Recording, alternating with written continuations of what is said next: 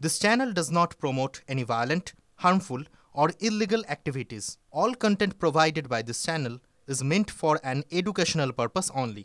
Cancer Healer Center, a new beginning. টিভি9 বাংলায় আপনাদের সকলকে আবারও স্বাগত। রনিপা রয়েছে আপনাদের সঙ্গে। আর প্রথমে মধ্যমগ্রামের খুনকাণ্ড দিয়ে শুরু করব, কারণ মধ্যমগ্রামের এই খুনকাণ্ডকে, সেই খুনকাণ্ডে আজই কি ফাল্গুনী এবং আরতি ঘোষকে হেফাজতে নেবে পুলিশ।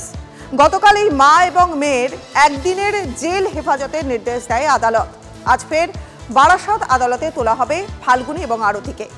ট্রলি ব্যাগ থেকে দেহ উদ্ধার কাণ্ডে মধ্যমগ্রাম থানাকে তদন্তভার দেওয়া হয়। আর এবার ফাল্গুনী আরতিকে হেফাজতে নিতে চায় পুলিশ। মা মেয়েকে হেফাজতে নেওয়ার আবেদন জানাবেন তদন্তকারীরা। মধ্যমগ্রামের খুন কাণ্ডে আজই কি ফাল্গুনী এবং আরতি ঘোষকে হেফাজতে নিতে চায় পুলিশ। আজই কি তাদের হেফাজত নেবে পুলিশ। গতকাল মা এবং মেয়ের একদিনের জেল হেফাজতের নির্দেশ দেয় আদালত। আজ ফের বারাসাত আদালতে তোলা হবে ফাল্গুনী ঘোষ এবং আরতি ঘোষকে। সরাসরি চলে যাব আমাদের সহকর্মীর কাছে। আরও একবার আপনাদের জানিয়ে দিন, আজ ফের বারাসাত আদালতে ফাল্গুনী এবং আরতিকে তোলা হবে। ট্রলি ব্যাগ থেকে এই যে দেহ উদ্ধার কাণ্ড, সেই দেহ উদ্ধার কাণ্ডে মধ্যমগ্রাম থানাকে তদন্তভার দেওয়া হয় এবং মধ্যমগ্রাম খুন কাণ্ডে আজই এই ফাল্গুনী এবং আরতি ঘোষ, তাদের দুজনকে পুলিশ কি হেফাজতে নেবে, এ প্রশ্ন উঠছে। সরাসরি চলে যাব আমাদের সহকর্মী দীপঙ্কর আমাদের সঙ্গে রয়েছে। দীপঙ্কর, আজই কি এই দুই মা মেয়েকে হেফাজতে নিতে চাইছে পুলিশ? দেখো, এখানেই পুলিশের যে কাজগুলো সেগুলো রয়েছে। একদিকে যেমন মধ্যমগ্রাম থানা তারা তদন্ত শুরু করবে, কিন্তু প্রাথমিকভাবে যে পর্যায়ে রয়েছে সেখানে হচ্ছে ওই মা মেয়েকে আজকে জেলখানা থেকে নিয়ে আসা হবে বারাসাত আদালতে। সেখানে মধ্যমগ্রাম থানার পুলিশ তারা অ্যাপেয়ার করবেন যে তারা এই তদন্তভার নেবেন, কারণ ইতিমধ্যেই পরিষ্কার হয়ে গেছে যে মধ্যমগ্রামের ঘটনাতেই মধ্যমগ্রামের সমস্ত কিছু ঘটনাস্থল এবং সাক্ষী প্রমাণ অনেকটাই মধ্যমগ্রামে।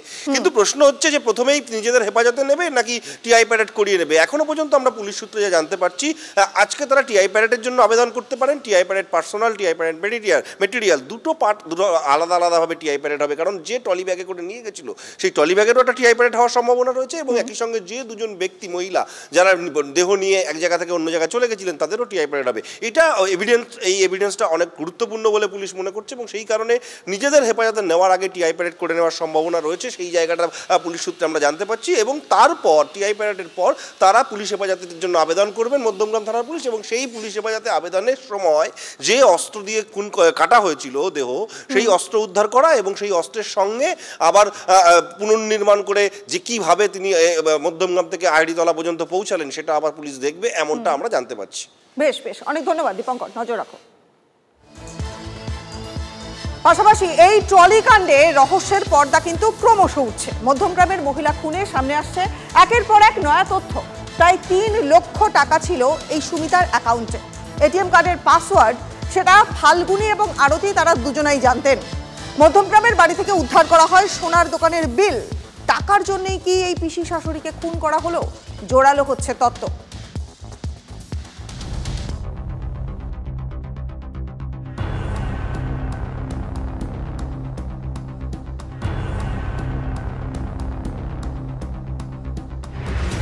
আহিরিটোলা ঘাটে ট্রলিবন্দি মহিলার দেহ ভাসাতে গিয়ে পুলিশের হাতে ধরা পড়েছে 2 মহিলা।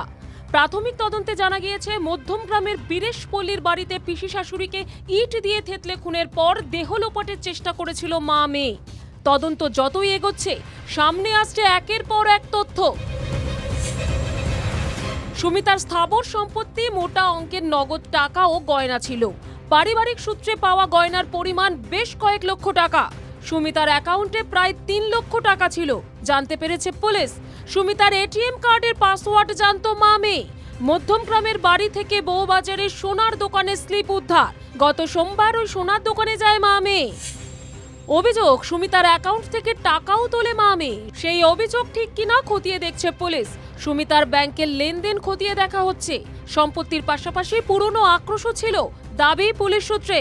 কি কারণে ফাল্গুনী এবং তার মা ঘটালো, কি মনে হয় আপনার? এখন তো ব্যাংকের থেকে অনেক টাকা তুলে নিয়েছে, সব ফোন পে তুলেছে। কি সুমিতা দেবী? হ্যাঁ, কি করে তুললো এটাই বলো না, যে জাকাত না হয়। কত টাকা তাও? অনেক অনেক তুলেছে।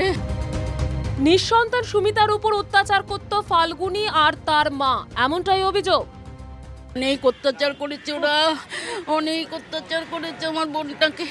ওরা জানলো কি করে যে আপনার বোনের এত সম্পত্তি, এত টাকা ওই বাড়ির বউ ছিল তো। কোথায় তোরা গরিব মানুষ, খেতে নেই, তোরা কি করে প্লেট কিনবি? আমার বোনকে যে নিয়ে গেছে গো, আর কি চাওয়ার আছে? ওরা যেন ফাঁসিতে জ্বলে, এটাই দেখতে চায়। 3 মাস আগে দিদির শ্বশুরবাড়ি শিয়ালদার ঠাকুরপাড়ায় এসেছিলেন সুমিতা।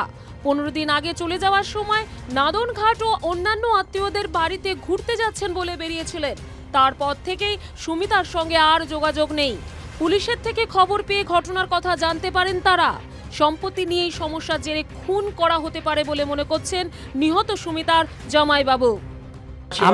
আমার তো এইটা ছাড়া তো কিছু মনে হয় না। মানে কোনো কিছু তাকে হাতির করার চেষ্টা করছে, তার কিছু জবরদস্ত, তার কিছু তার কি তার নিজস্ব ছিল, কারোর পারিবারিক কারণে তার নিজস্ব ছিল। সুমিতা খুনের পুনর্নির্মাণ করে পুলিশ। ফাল্গুনীকে নিয়ে মধ্যমগ্রামের বীরেশপল্লীতে যান তদন্তকারীরা। উদ্ধার খুনে ব্যবহৃত ইট। তবে যে অস্ত্র দিয়ে সুমিতার পায়ের অংশ কাটা হয়েছে সেটি উদ্ধার হয়নি। অস্ত্রটি স্থানীয় একটি পুকুরে ফেলা হয়েছে বলে দাবি ফাল্গুনী।